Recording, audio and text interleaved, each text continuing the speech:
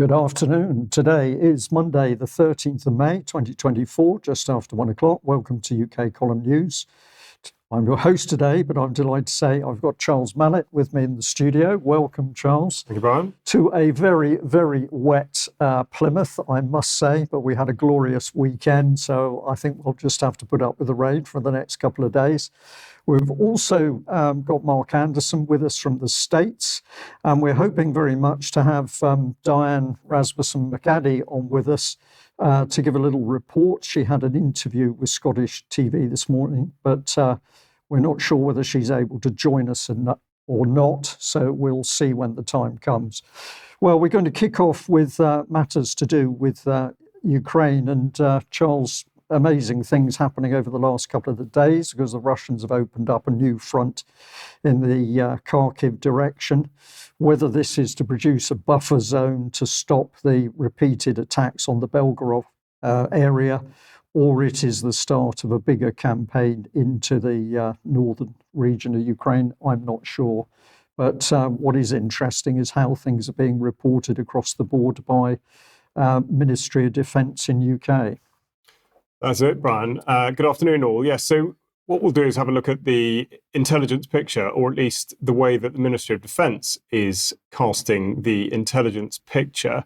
So they put out regular updates from Defence Intelligence. And as a sort of small case study, we'll just look at the update from today, in which they concentrate on Russia's use of light vehicles. Effectively, the inference the reader is supposed to draw is that there aren't enough armoured vehicles left, and therefore that the Russians have had to resort to desperate measures, and that the Ukrainian FPV drones have already demonstrated their ability to effectively target such light vehicles. So the question is this really intelligence, or is it something else? It's something else that forms part of the information war. And we'll look further at the intelligence update from the 10th of May, in which they report on the Russian Victory Day parade. And again, the question is this really intelligence? They talk about 61 military vehicles on display. There was an absence of heavy armoured vehicles or tracked military vehicles. The lone ceremonial Second World War era T-34 tank starting the parade was the sole main battle tank present. This contrasts with the 2020 Moscow parade, which included 20 main battle tanks. Well, I'm sure anyone who's been following any form of news, but particularly the UK column, will have a fairly good idea as to why 20 main battle tanks might not have been deployed on such a parade. But of course, the Defence Intelligence are saying that the significant losses of Russian personnel and equipment as a result of the Ukraine war, there was no opportunity for Russia to use the parades to demonstrate military strength. Again, I would question as to whether that is intelligence. Further, we look at the battlefield situation, or at least how it's being cast. And is this really objective intelligence? Specifically, the little parts that identify Crimea, in which we're told that it's Ukrainian territory annexed by force by Russia in 2014. And indeed, the Donbass is referred to being Ukraine territory under de facto control of Russia since 2014. Which begs the question, what is defence intelligence? What is it for, and who controls it? The government website states that it's part of Strategic Command. Defence intelligence empowers decision makers in the Ministry of Defence by providing intelligence products and assessment. Well, the language used there, empowering decision makers, but to do what and with what? Critically, oversight. Now, they say that intelligence activity must be subject to external scrutiny. Now, I would agree, this is absolutely critical. And they go on to talk about the Investigatory Powers Commissioner inspecting defence intelligence records. So they set out the case as to how things should actually work. But let's look back to the annual report from the Intelligence and Security Committee of Parliament from 2022-2023, and in particular the statement given by the chair, Sir Julian Lewis, explaining what the intelligence community is and therefore where defence intelligence sort of sits within that. But particularly he concentrates on the current lack of oversight of those parts of other policy departments engaged in security and intelligence activities, and the impact on the assurances that can currently be provided to Parliament and the public regarding those activities is a matter of serious concern. he goes on and talks about the government failing to update the committee's remit to include those parts of policy departments to which intelligence and security responsibilities have been devolved, and says it is deeply disappointing that effective scrutiny of national security issues is being prevented in direct contravention of commitments given to Parliament. So the question whether the government has really thought through the consequences of its current position.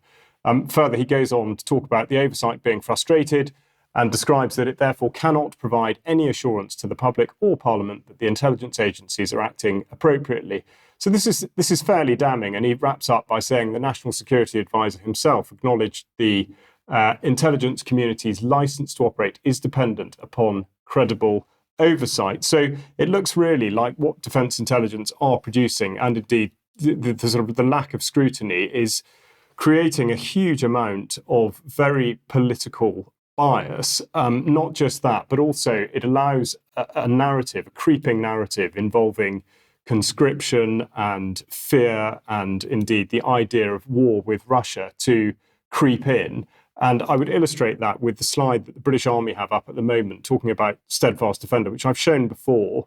And I think it's almost impossible to interpret an illustration like this without thinking that in some way we are already at war with Russia. And further, just to sort of square the circle, we look at Chatham House publishing this just last week, a piece called "The UK should not rule out sending troops to Ukraine despite Putin's nuclear threats." And there's a picture of David Cameron, who of course was reported on just last week as having said some fairly extraordinary things about the use of the weapons that Ukraine was being sent by the UK, which Brian spoke about on Friday. Cameron specifically said without caveats, and indeed effectively washed his hands of whatever might happen to British munitions once they've left for Ukraine. And he said that their decision about how to use these weapons is entirely their affair. So the part that Defence Intelligence seems to be playing in all of this is highly questionable, and indeed it's really very hard to look at it as a straight intelligence product. Brian, I'm sure you've got a comment to make on exactly the way that things are looking.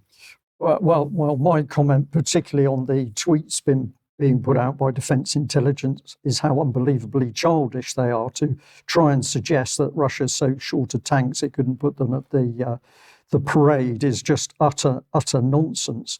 But there can only be one thing going on, and that is that Defence Intelligence is attempting to mislead the British public as to what's really happening. And this is misinformation and it's disinformation. And as such, to me, it forms propaganda to give the public mind a different opinion than reality as to what's actually happening in Ukraine. So I think this is pretty shocking, and a lack of oversight being stated. There's some serious questions need to be asked. Okay, well, if that's what's happening overseas, my attention was focused rapidly over the weekend by a number of people saying, have you seen this document? Which indeed I hadn't. It's called the Anti-Semitism Policy Trust, Conspiracy Theories, a Guide for Members of Parliament and Candidates. Now, when you see these documents, it's always good to have a look at who's involved. I'll come back to these particular organisations in just a moment. But it says here, special thanks to Dr. Matthew Sweet for advising on this guide, and I'll come back to him in a minute. But if you go looking a little bit for this document, a Guardian article pops up pretty quickly. What conspiracy theories are UK MPs being told to look out for? MPs and election candidates are being given a guide about conspiracy theories covering topics such as 5G and the climate crisis. Some important information in here, because The Guardian says the guide was commissioned by Penny Mordaunt, the leader of the House of Commons, who launched it with the shadow leader, Lucy Powell, amid concern about the impact of conspiracy theories, in many cases with anti-Semitic overtones. Well, a bit more detail on what this thing was about. Let's bring in a bit more text. The guide to inform members of Parliament, parliamentary candidates about the risks, and to try and draw out some of the key themes in order that you can be prepared to quickly assess and understand new conspiracy theories as they emerge. In this guide, we outline what conspiracy theories are their appeal and an oversight of 8 prominent conspiracies in the United Kingdom. And it goes on to say that conspiracy theories do not exist in isolation, but share and borrow core components. Numerous conspiracy theories are rooted in anti-Jewish racism. Key in this text, of course, is that the MPs are not bright enough to work out what is a conspiracy theory or not themselves. They should rely on this document by the Anti-Semitism Policy Trust. So our MPs, unfortunately, just not bright enough to work out what's true and what's not. But if we go on through, we start to see more information on Twitter. This is Matthew Sweet, who was tweeting out that it was it shows that there's something about the strangely touching faith that conspiracy theorists have in the power of institutions and the desire to see patterns that don't exist, which has so often end up with fantasies about secret Jewish power. Very, very quickly, the heavy pro-Jewish or conspiracy theories, which are being flagged up as being anti-Semitic. This is the meat of this document. So if we move on through, these are some of the organisations connected. We haven't got time in today's news to go into them in detail, but let's bring in the first one here, CST. Now, this organisation is almost like a private police force to protect the Jewish community, but it says that it's also screening them from racism and anti-Semitism, and ultimately it's working to promote and help the Jewish community at all times. So the minimum you can say is this is an extremely pro-Jewish organisation. Here's the Global Network on Extremism and Technology, and if we bring in some text here, we find that this is an academic research initiative backed by the Global Internet Forum to Counter Terrorism. So this is getting darker. This is operating worldwide, but apparently this organisation is helping to educate our MPs. Here's Tel Mama. Now this one is supposedly protecting the Islamic community from anti-Islam comments and racism. In the small print, it says Tel Mama is a national project of Faith Matters CIC, Community Interest Company. I'll bring the text in white so it's not hidden in the small print. But my question for the audience is a little prompt and just who is Faith Matters CIC? Because once we get investigating Faith Matters CIC, it becomes even more difficult to see who's behind them. So this guide for our politicians, which Penny Mordaunt has commissioned, very, very difficult to see who is really the power behind it in many areas. If we mention Full Fact, well, that's an easy one because just do your search on UK column and you can find that we've warned and warned about the duplicitous nature of this organisation over many years. One article, Full Fact equals Faux Fact, but have a look on UK column and you can see some of our concerns and warnings. But a big thank you to Mike Robinson, who was away speaking at the weekend about the clampdown on free speech. And he had mentioned the very Institute for Strategic Dialogue tied in with this anti-Semitism organisation. And here it is, powering solutions to extremism, hate and disinformation, mentioning Elon Musk. But it says it partners with government, cities, businesses and communities to deliver solutions at all levels, headquartered in London, with a global footprint of teams in Washington, Berlin, Amman, Nairobi, and Paris. So this isn't a small organisation. It's actually very powerful, but now it's advising British MPs. If we carry on through, it says that they're tracking online manipulation, disinformation, hate, and extremism in real time. So does this mean that we're all being watched now to see whether we dare to say something which could be construed as anti-Semitic? That's a very worrying situation. But it says that they're working to empower civil society, fostering networks of community influencers, and saying that we've trained over 32,000 activists and social influencers around the world. So I'm going to suggest this document that Penny Mordaunt has commissioned is nothing to do with protecting the Jewish community. This is about locking down on other members of the community and using these very powerful organizations to do so.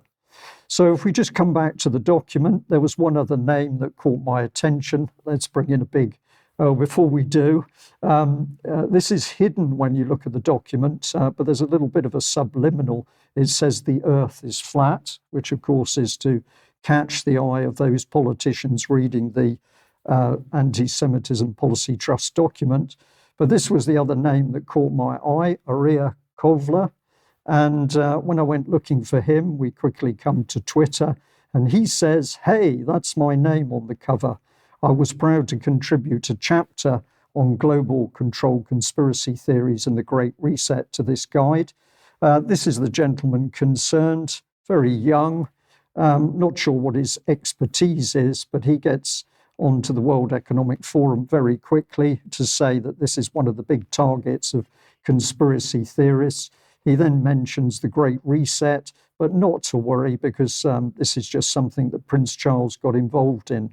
So encourage viewers today to go and have a look at the Green King series on UK column, when Debbie Evans and myself have been warning about the real power that King Charles has and what work he's doing to enact this global reset.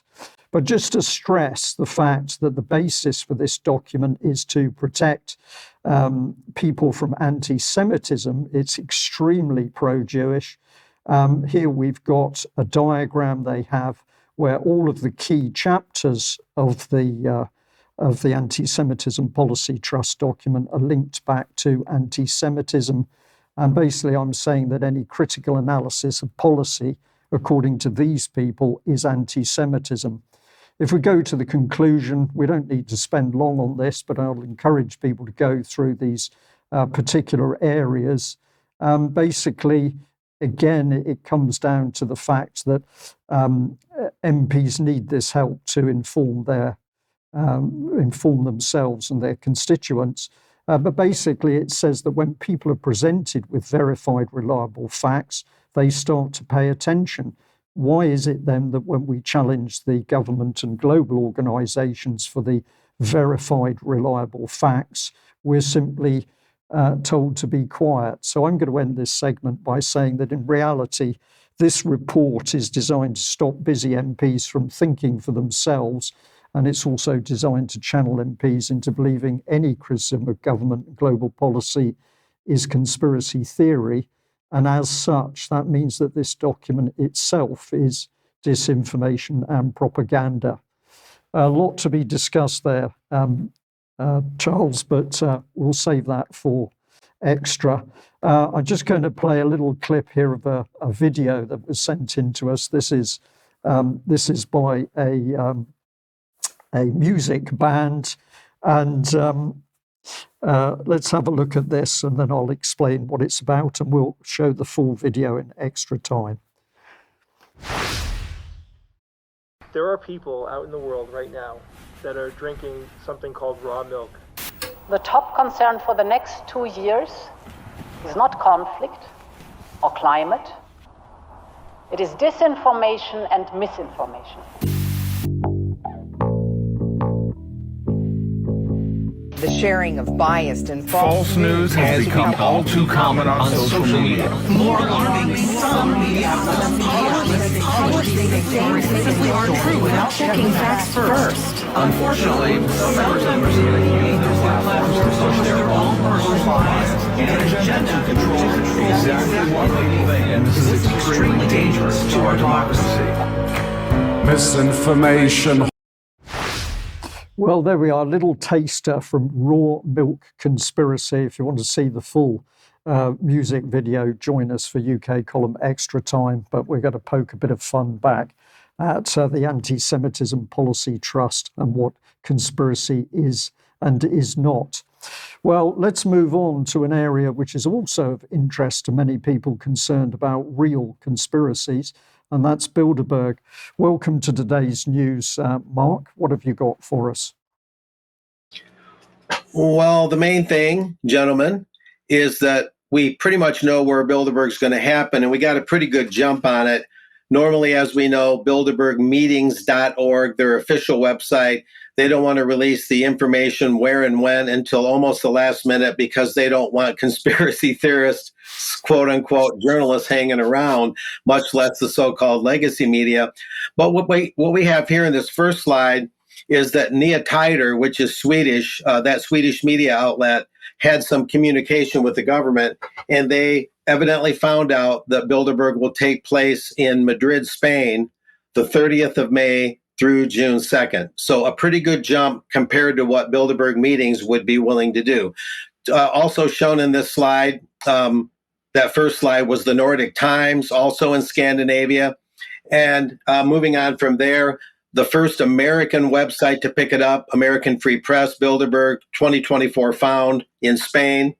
And there's a picture of the hotel. And it's the Eurostar Hotel, the Eurostar Hotel as it's known. Moving on from there, here we get into a little bit of the Swedish publication Nya Tider's angle that they got this from. As the first magazine in the world, I'm not sure what they mean by that. I'm reading from this slide here. Nya Tider discloses where and when 2024's Bilderberg meeting will take place. This publication has been in contact with the Swedish government office and invoked Sweden's constitutionally protected principle of public access to official records. That's doing better than the American government could ever do, and probably UK's as well, in order to be able to obtain documents regarding for this. Let's not go too fast on the one slide to another. Anyway, there's been correspondence, and Nya Tider was in touch with a secretary to a EU minister named Angela. Thanks for the call earlier. As I mentioned, it concerns the minister's availability to attend the Bilderberg meetings in Madrid on May 30 until June 2nd, et cetera, et cetera. Moving on from there. Anyway, the invitation to Bilderberg came from Sarah Nyman at Investor AB, the mighty Swedish business family Wallenberg's investment company. The email reveals a startling fact. Sarah Nyman, who invited the minister, the Swedish minister, in fact, has no position within the Bilderberg Group. Instead, she's employed at Investor AB as executive assistant to Marcus Wallenberg, which in practice means that she is the closest secretary to that Swedish business magnate. It is also from an email address at Investor AB that she contacts the Swedish Cabinet Committee. Moving from there, here's a little bit about Mr. Wallenberg himself, vice chairman at Investor AB, the Wallenberg Spheres investment company through which it owns large shares and thus gains decisive influence in large Swedish and international companies. For example, Investor AB is the largest shareholder in the bank SEB, where Marcus Wallenberg is chairman of the board of directors. He's also notably, of course, a member of the Bilderberg Group's exclusive steering committee, which is between 30 and 40 members, which is responsible for who comes and where they're going to meet, financing, what they're going to talk about. The fact that his secretary, Wallenberg's secretary, is now inviting the EU minister indicates that it's Mr. Wallenberg who's really in charge of which Swedish ministers come. That's the Nya Tider's outlook or opinion on what's happening. In her reply to Sarah Nyman, the secretary at the Swedish government's cabinet committee, Angela Kennedy, responds that the EU minister Roswell will not be able to participate. Which ministers will participate is thus still unknown to the public in terms of Swedish ministers. Anyway, the Bilderberg Group's well-known strategy, as I mentioned earlier, is to wait until the very end to make the meeting and its participants public, with the aim of making media scrutiny more difficult. Information before or after the meeting is also not made public by any governments, claiming that whoever attends the meetings does so as a private person. That ties into the Chatham House rule.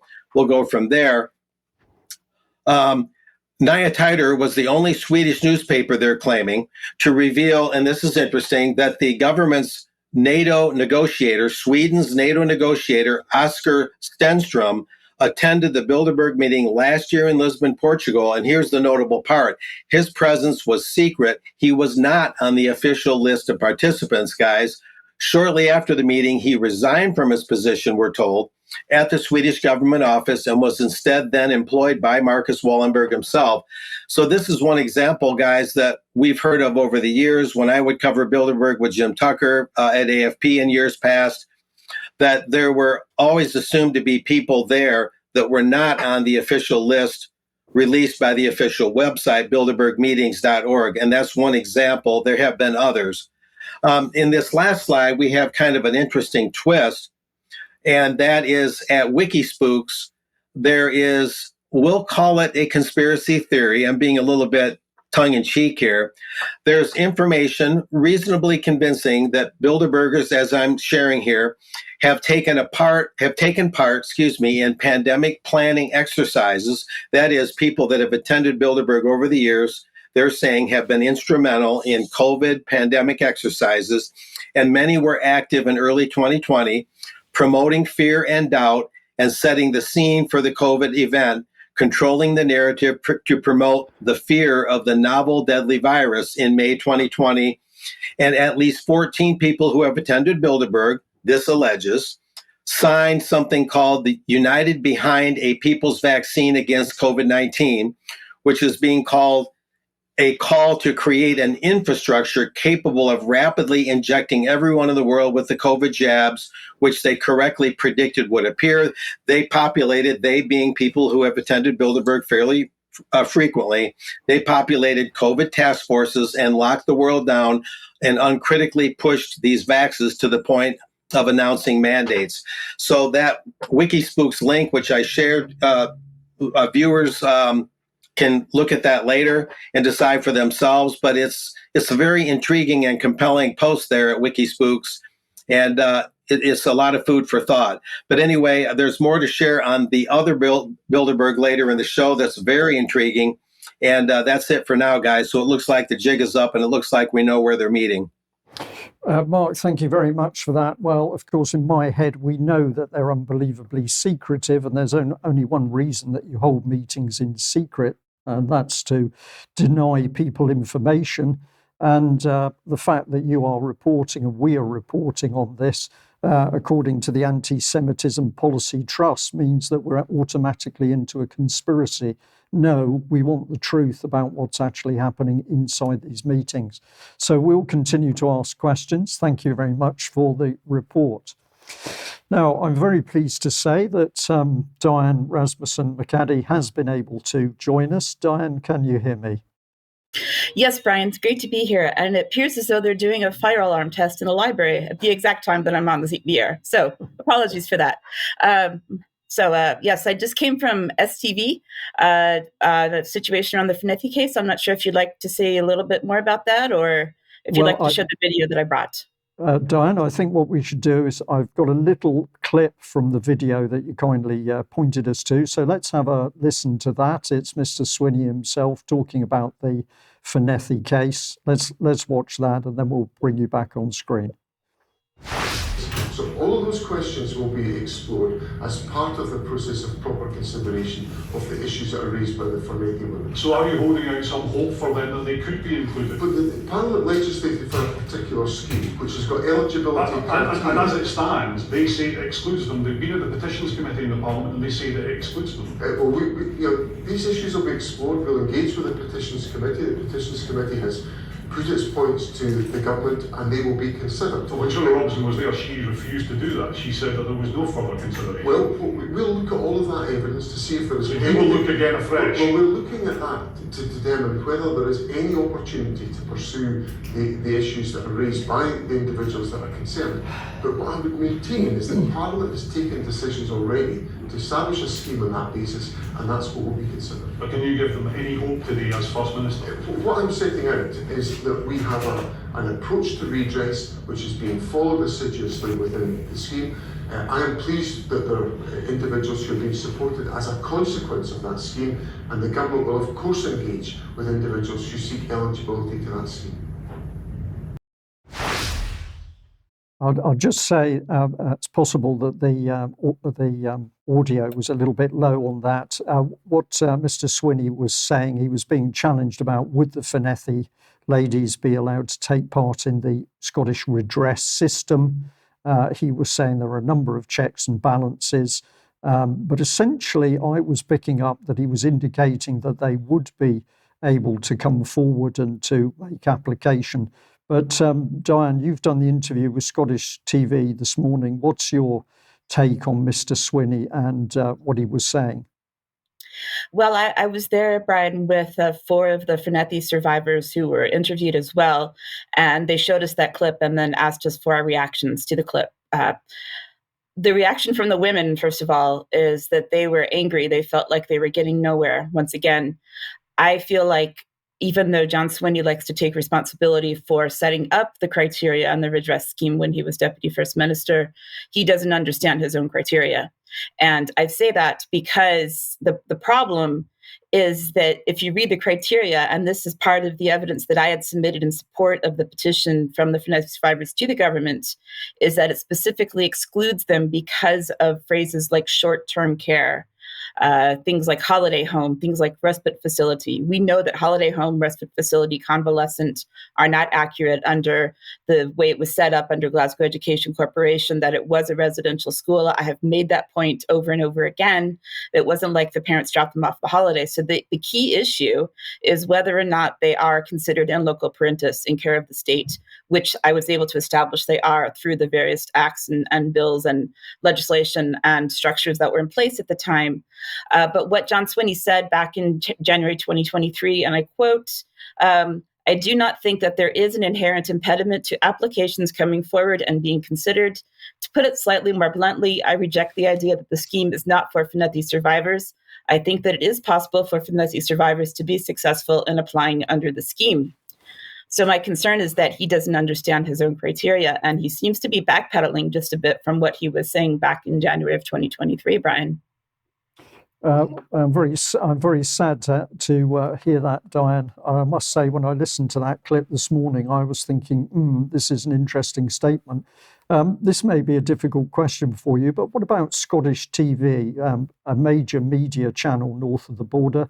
Do they seem to understand the importance of getting the Fenethy women into the redress system? They do. And I will say, first of all, that my allegiance is live with UK Colin, and I was only out of TV because I was asked to be there. But Colin McAdie is the reporter who's been following it. But one of the problems that they've had in recent times is they have invited Scottish TV to cover the last couple of meetings that we've had with the Petitions Committee. However, the last minute, the reporters have pulled out saying there was no camera person available, or they can't make it, somebody's unwell. But Colin actually got them in today because this was his first interview with John Swinney as First Minister that he had last week. And he specifically asked about Fenethy because he's been following the case very carefully. I would say that Colin McAdie realizes that Shona Robinson's performance in the committee 2 months ago when we were there was terrible, and he felt like John Swinney's reply was slightly better. But I also don't see the strength that we saw in him when he was in Deputy First Minister. I'm wondering if the pressure is on him a bit now that he is the boss and he has to make a decision one way or the other what to do with potentially thousands of abused women that went to Fenethy. Diane, very good point. We could just say, is he the boss? And are there other people behind the scenes who are powerful enough to pull strings on Mr. Swinney himself? Who knows? But we'll watch this with interest. I'm going to say thank you very much for the report. And of course, we will stay supporting the Fenethy women and doing everything we can. And I know that you're busy with more research into the archives. So thank you very much for joining us, and we will have you back again. Well, where does that take us? It takes us on to UK Column itself, and we say to our audience, if you're watching us wherever you are, UK or overseas, please do join us and support us and take out a monthly subscription, because we can only do what we do with your financial support, and we are very grateful to the people who support us on a monthly basis, because you've enabled us to be what we are. We would like to expand and cover more, as many people are asking us to cover more subjects. The information we put out is there to be shared. Please do mention UK Column when that material goes out. And we'll just say that if you haven't made a purchase from UK Column shop, go online and have a look at the shop to see whether there's something that attracts you, because all of this helps us. Now, tomorrow at 1 p.m, we've got Alex Thompson's interview with Yuri Roska.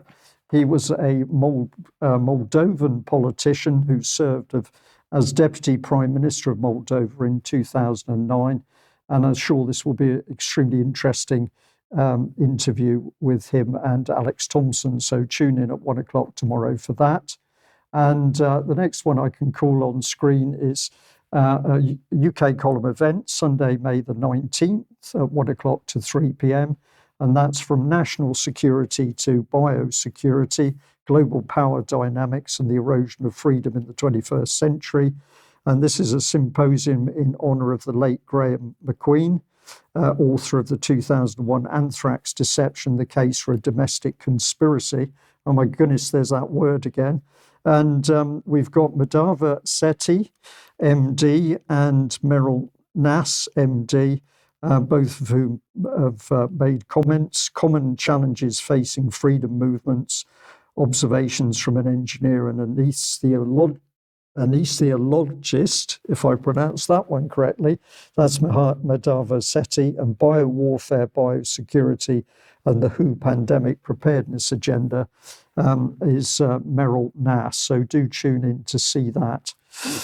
Okay, well, where does that take us? I think this brings us back to you, Charles, and you're on the subject of water. Indeed, water. We've spoken a lot about food and the probable scarcity of it towards the end of this year on various UK Column broadcasts recently. We've not spoken too much about water, but we start with a publication or an announcement from the OEP, the Office for Environmental Protection, which appears to be rather mundane in that it concerns regulations, but they say that they find it deeply concerning that there are issues with how the laws in place to protect England's rivers, lakes and coastal waters are being put into practice. This comes from a recent review of implementation of the Water Framework Directive, regulations and river basin management planning in England. Now, I would caution against taking this at face value, but I will nonetheless read from the executive summary. They say that the government is not on track to meet the environmental objectives it has set under the regulations, where they're concerned about the environmental objectives with a 2027 deadline, so there's a sense of urgency there. The measures in place and planned and the funds committed are not yet close to being enough to meet these outcomes for most water bodies. Without significant additional action and resources applied with pace and ambition, they appear likely to be missed by a large margin. So we've got that on the one hand, talking about the regulatory side of things, but what it encourages us to do is have a look at what DEFRA have to say about their plan for water for the United Kingdom, and in particular, the integrated plan for delivering clean and plentiful water. But what is it in actual fact that they do look at? Chapter 2 here, delivering a clean water environment for people and nature. And this is now chiming very much with policy on food, land, and indeed woodland. But they talk about being in a healthy and naturally functioning state. Rivers, streams, ponds, lakes, wetlands, estuaries, and coasts deliver multiple benefits for society. Indeed, but how? These benefits include flood risk management, carbon sequestration, clean water, and drought resilience. Access to blue spaces can also boost health and well-being. Restoring our water habits will mean that people and wildlife can still benefit from these ecosystems for generations to come. That may well be the case, but how exactly are they going to benefit and under what conditions? So we'll look a bit further into water policy, or what's been going on recently, and believe it or not, I don't know what the weather's like with you today, but here it's bucketing down, as Brian said. We've got the National Drought Group meeting after a record wet October to March. And apart from the sort of incongruous nature of that headline, we will actually look at what they say, because it is very significant. By 2050, we may need nearly 5 billion additional litres of water per day to meet the demand for public water supply. So we look back or think back to the pace and ambition that the OEP were talking about. And that leads us to something that Debbie was talking about on Friday, previous Friday, the 3rd of May. And it's the World Economic Forum Global Water Initiative. And specifically the Champions for Water Innovation, within which they talk about supporting a range of collaborations to identify and scale up a new generation of public-private collaborations that can accelerate implementation of Sustainable Development Goal 6, the dedicated goal on water and sanitation. And they conclude by talking about re-energizing and reframing the global dialogue on water security. So it was Joan, hang on, I've forgotten her name, Joan Vino, I think, Vion, who Debbie cited as really picking into this idea of the public-private partnership. And in effect, this is exactly where we see the direction of travel in the UK. And of course, the other thing to bear in mind is the utter failure to address the increase in population over the last 40 years, with the failure to have built any more reservoirs. We've got Havant Thicket Reservoir, which I have spoken about before, and just to remind you that although they're casting it as being a freshwater drinking supply, in actual fact, a significant proportion of the water that goes into it for drinking will in fact be recycled. They say it's going to be ready by 2029. Is that the case? Anglian Water, talking about a bold new vision on the Fens. Yorkshire Water, 8.5 million given to a service reservoir project underway. So there are things happening. Now, perhaps on a slightly more trivial, or at least apparently trivial basis, there is a press release today from DEFRA talking about the number of new bathing sites getting the go-ahead. And the reason I would posit that this is significant is that it talks about reforming the bathing water regulations, and in particular increasing the monitoring, and they talk a lot about monitoring outside of the bathing water season and preventing automatic de-designation of existing bathing water sites. Of course, the point being that once you have designated a bathing site, then you have control over it. And it's exactly what we're seeing with the production of food.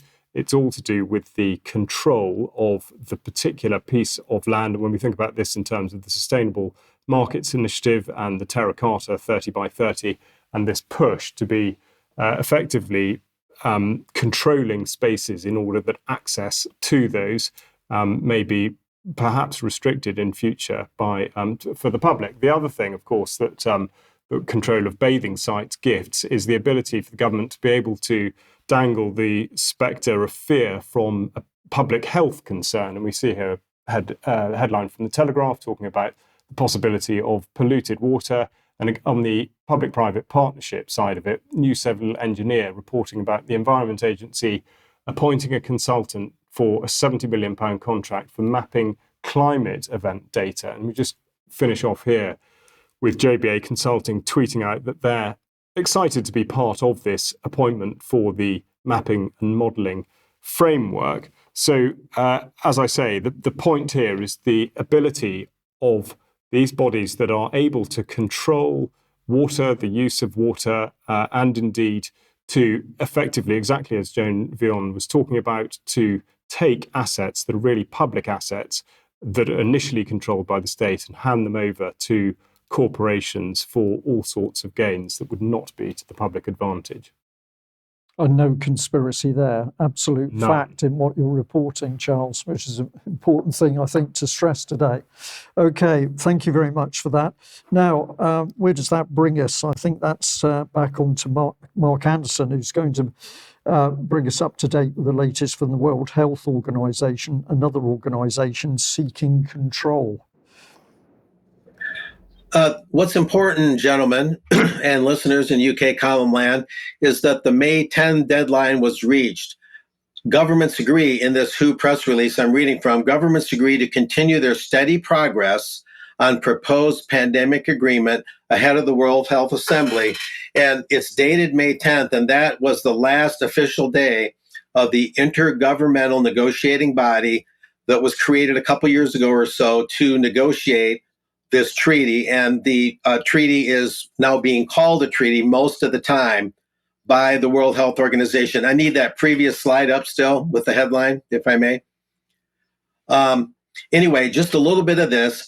Governments of the world today agreed to continue working on a proposed pandemic agreement. They use the word agreement and treaty interchangeably, and to further refine the draft ahead of the 77th World Health Assembly that starts May 27 and ends June 2nd. almost in line with Bilderberg, which is May 30 through June 2nd. Governments meeting at the WHO headquarters in Geneva agreed to resume hybrid and in-person discussion over the coming weeks to advance work on critical issues, including around a proposed new global system for pathogen access and benefit sharing, that is, life-saving vaccines, quote unquote, treatments and diagnostic, pandemic prevention, and of course, the One Health philosophy, which looks at humans and animals and plant life on the same level and same value judgments, and the financial coordination that's needed. So what it means, though, is the INB stopped their official negotiating on May 10th, as promised, and now they're really just going to resume at the World Health Assembly itself, as is being indicated, at least by all indications. Now, there's a couple of quick quotes in this brief report. This is from a May 3rd press conference that I covered. This is Precious Metsoso, as she's known, a WHO apparatchik. She said this: the adoption of a treaty is not the end of a process. It is a beginning. Once the World Health Assembly adopts this pandemic agreement, then it kickstarts other processes, firstly at a country level. And there's one other quote from her. There must be ratification, she says, by parliaments, and we have to get a threshold of countries that ratifies the treaty so that it can come into force. So she's basically saying that parliaments, which would include Congress on our side of the pond, will have a stab at this. The noted WHO watchdog James Roguski, jamesroguski.substack.com, he has some doubts about the veracity of that. He thinks they're being a little disingenuous and just telling people what they want to hear, and that they'll take a largely executive approach to this and not let the elected people in parliaments and Congress have much, if any, say. I guess that remains to be seen. The U.S. Senate rules on treaties does provide for the constitutionally required advice and consent by the Senate, where 2/3, a supermajority of the 100 senators, have to vote yes or no on a given thing like this treaty. However, in the Senate rules, it does provide for an alternative that would be largely, if not totally, an executive decision where the president would make the call and the Senate would be cut out of the equation. So the involvement of our elected reps, guys, kind of remains to be seen. The other thing is that there's a statement in Article 35 of the draft treaty that I find very ambiguous and hard to understand. But at the press conference I covered May 3rd, where these photos came from that I took, they said that 60 nations would have to adopt the treaty for it to come into force. The only thing that I'm not clear on is, would it be 60 and then it would go to the parliaments? Or would 60 countries through their parliaments have to vote on this to make it come into force? Which way would it be? So I'm trying to unravel that. And next week, I hope to have that completely ironed out as to exactly how this would come into force if it does. And there's still some language being used. I'll end with this, where they're still kind of suggesting that they're not quite as far along on this thing as they'd like people to believe. So it's possible they'll get past the World Health Assembly without adopting this treaty, which would buy a lot of time for those that are against it. And so much remains to be seen, but that's the latest news. Okay, Mark, thank you very much. Well, that one seems to me to be another power grab by the World Health Organization. Meanwhile, we're still trying to deal with what took place around COVID itself. And I just want to say a very big thank you to people north of the border who gave me a little bit of a prompt to cover some of the material about the Scottish COVID inquiry. And I've got a short section here, but we hope to have more in the coming UK column news edition. So this is BBC News here with a report, Scottish COVID inquiry, public asked to share experiences of pandemic. But when you get into the text, it says that the Scottish Government will, the inquiry will take place from the 1st of January 2020 to the end of 2022. It's investigating pre-pandemic planning, the decision to go into lockdown, supply and distribution of personal protective equipment, and how the virus was dealt with in care homes. It will establish facts and lessons learned. So nobody is going to be brought to book for this. It's all lessons learned. Let's just have a look at a very short clip showing how this inquiry is conducted, and a young lady speaking about how she was adversely affected during the COVID-19 period. Now, good morning, Miss Barami. Good morning, my lord. Our next witness is Kate Stott, and her witness statement reference for the record is SCI WT 0397-501. Good morning, Miss Stott. Good morning. Right, Miss Barami's got some questions for you, and we'll just start when she's ready. Thank you, my lord. Good morning, Miss Stott. Good morning. So starting with your background briefly, you had a few health issues as a child which resolved by adulthood.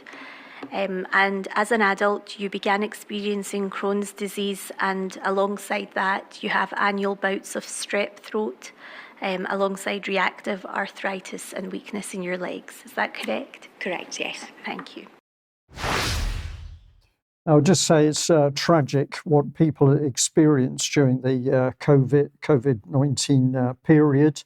And I think it's interesting how few people there are in that room, Charles. When I look at it, we've got a TV screen, and a man who's not even present, he's on a TV screen. 1 or 2 people in the room, but so many people adversely affected. So I found that very sad. If you want to see more information on, sorry, just pop back here. If you want to see more reliable information on what actually took place with COVID-19 north of the border, there's a very good Substack here, the Biology Phenom Substack.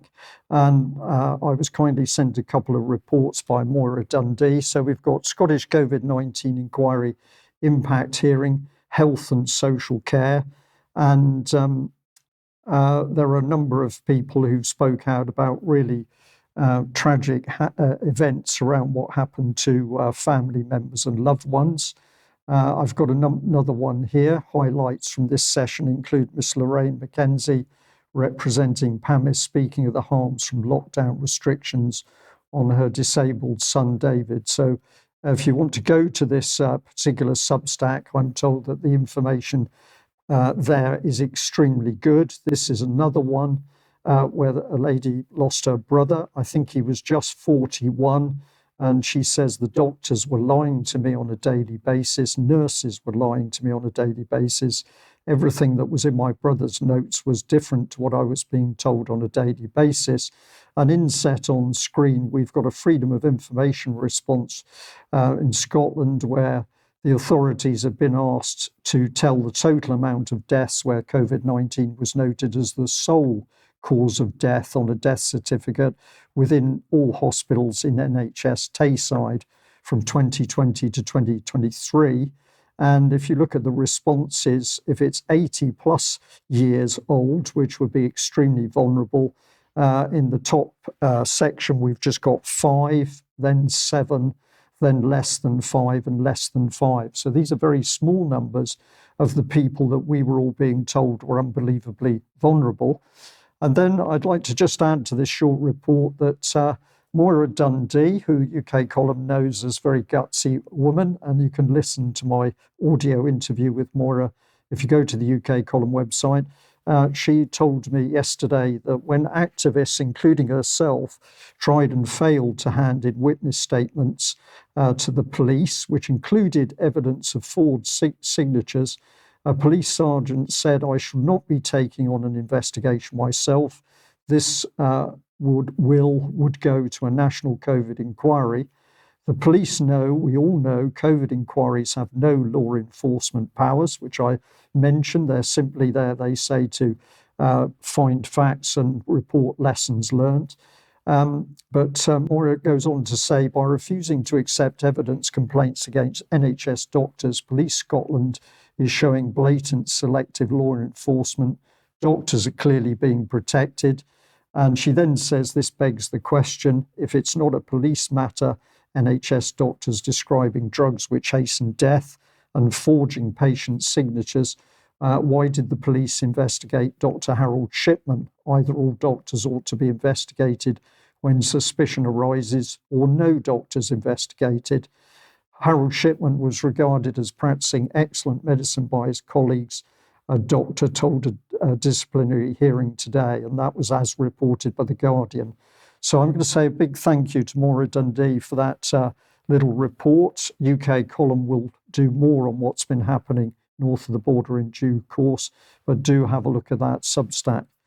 And where does that bring us? Back to yourself, I think, is it? It does, and to space, which you may or may not have detected, has received an awful lot of sort of press coverage, government announcements. There's great sort of generation of enthusiasm about all things concerning space. And the somewhat surprising headline from Vatican News just last week that the head of NASA, Bill Nelson, on the Vatican Observatory's work to explore the heavens, and this is reinforced by the NASA website itself. He's off to Italy, Vatican, and Saudi Arabia. And here we are. We see the Vatican Observatory website talking about faith-inspiring science, which might ask one or two questions about the beliefs of the Catholic Church. We won't get bogged down in that. But however, what it does seem to obscure and obfuscate is what's been happening at the United Nations. And on the 24th of April, the announcement that the Security Council failed to adopt a first ever resolution on arms race in outer space due to negative vote by Russian Federation. So, of course, the UN,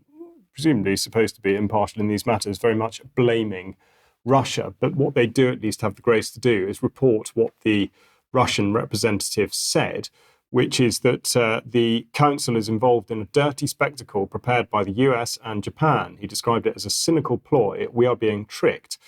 And critically here, he recalls that the ban on placing weapons of mass destruction in outer space is already enshrined in the 1967 Outer Space Treaty. And he said that in Washington and Tokyo and their allies are cherry-picking weapons of mass destruction out of all other weapons, trying to camouflage their lack of interest in outer space being free from any kinds of weapons. So in effect, what is this all about, and what were the US and Japan up to, and how does that bear relation to what the United Kingdom has to say about this? Well, really, it concerns what might be described as the militarization of space, upon which there was a House of Commons briefing paper put out in 2021.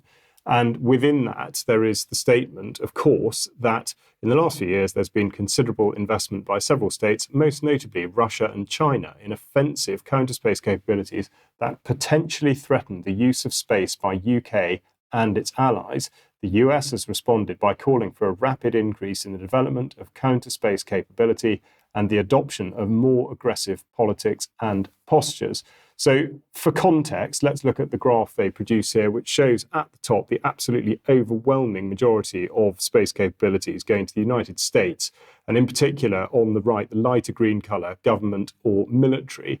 China, again, has a similar amount of government or military, but those two dwarf absolutely all the other nations, of course, including Russia, which is always blamed for everything at the moment. The United Kingdom, it's worth noting, has predominantly commercial satellites. But why is this relevant now? It's because that man, Elon Musk, who seems to be able to do absolutely everything all the time, is, of course, running his SpaceX projects, and in particular, the Starshield, which is described as being available or designed for consumer and commercial use, but it's also designed for government use with an initial focus on three areas, which are Earth observation, communications, and hosted payloads. Well, now, what exactly does that mean? Here we go. Starshield, described as supporting national security, but of course, Starshield is based on the Starlink capability, which ironically, when I took this screenshot, told us that it's currently experiencing degraded service. But nonetheless, it has high-speed internet around the world, or at least not quite.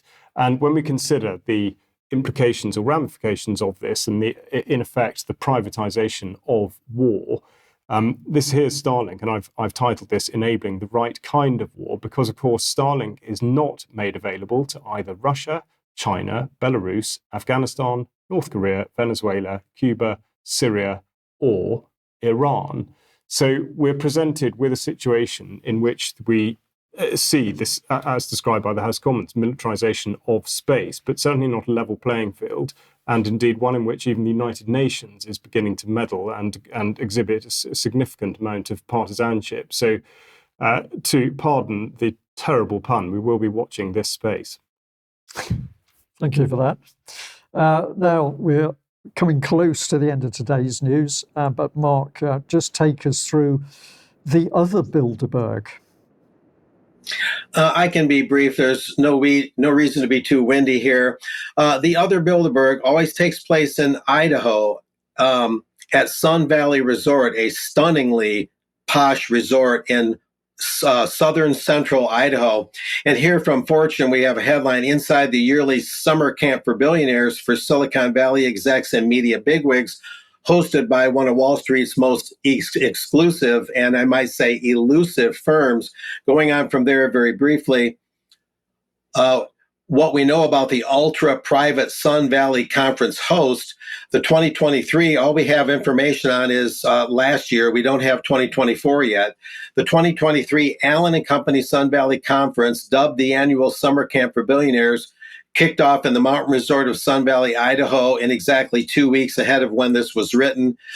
So basically, it'll take place in mid-July in Idaho, and I'll have more on it later. Only a handful of photographers are allowed to attend. The media cannot be there, except I'll mention now, we'll skip this slide about the history of Allen & Company. We'll come back to that later, but they do have offices in New York City and London. I'll mention that. And Allen & Company is one of the most secretive financial firms I've come across, and they're the organizers of this conference. The important slide is the next one, and then we can wind up. And no, the one after that, I'm sorry. This one here, the firm, Allen & Company, is behind a number of significant deals, and these deals, according to the Observer, were largely either seeded or started or consummated at these annual conferences, which have been going on since about 1982 or so in Idaho. Disney's merger with ABC in 1996, Google's initial public offering in 2004, the $18 billion merger between Activision and Vivendi Games 2011, Twitter's IPO 2013, Jeff Bezos' purchase of the Washington Post, which is basically the CIA's own newspaper, tied to Bilderberg's founding, I might add, 2013, and Facebook's $19 billion purchase of WhatsApp in 2014.